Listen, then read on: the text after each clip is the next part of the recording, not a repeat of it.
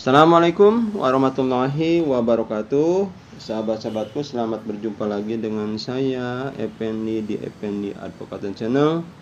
Sebuah channel yang akan membahas masalah-masalah hukum dan sosial yang diulas secara populer. Sahabat-sahabatku di mana saja berada, kali ini saya akan membahas mengenai judul pelaku kasus Subang sudah kena mental. Pada bahasan kali ini saya menggunakan suatu istilah yang sedang populer, yaitu kena mental.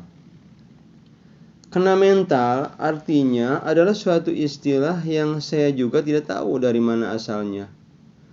Kalau dengar-dengar sih istilah ini berasal dari orang-orang yang main Mobile Legends.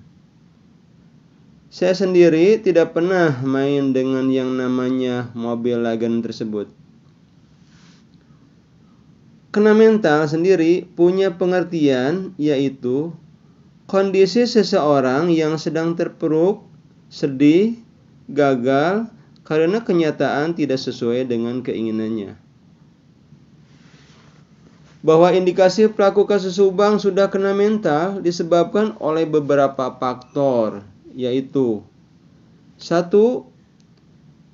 Karena penyidik Kepolisian Republik Indonesia terus melakukan penyelidikan dan atau penyidikan.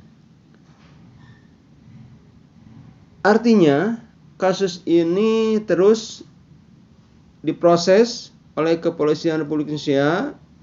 Nah, buktinya adalah sampai saat ini telah berhasil memeriksa ratusan dan saksi serta bukti.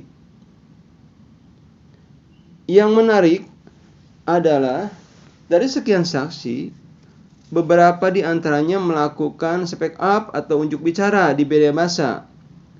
Sampai ada saksi yang mau diwawancara walaupun identitasnya dihiddenkan. Yang kedua, perkara Subang hampir tiap hari selalu diberitakan dan dianalisis oleh media massa, baik itu media massa lokal maupun media massa nasional. Tidak ada satu hari pun yang tidak memuat pemberitaan mengenai kasus Subang.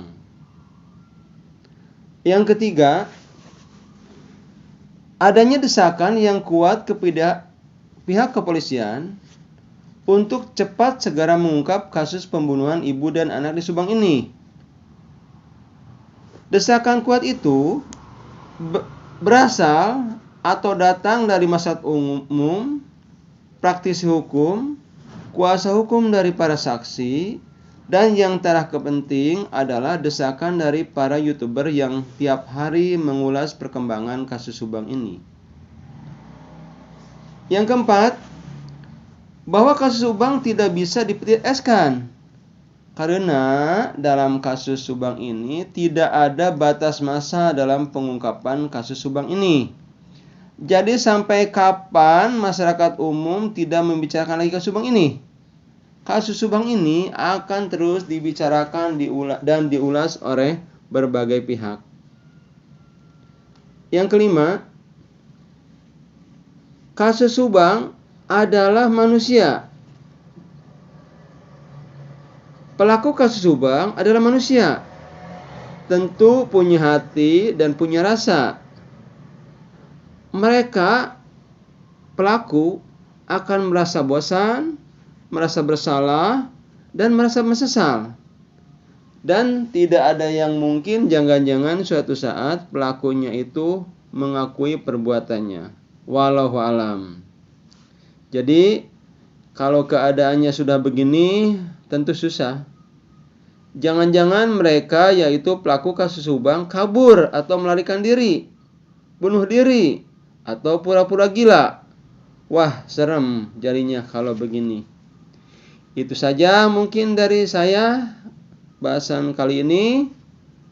Saya tutup. Billahi taufiq wal hidayah. Wassalamualaikum warahmatullahi wabarakatuh.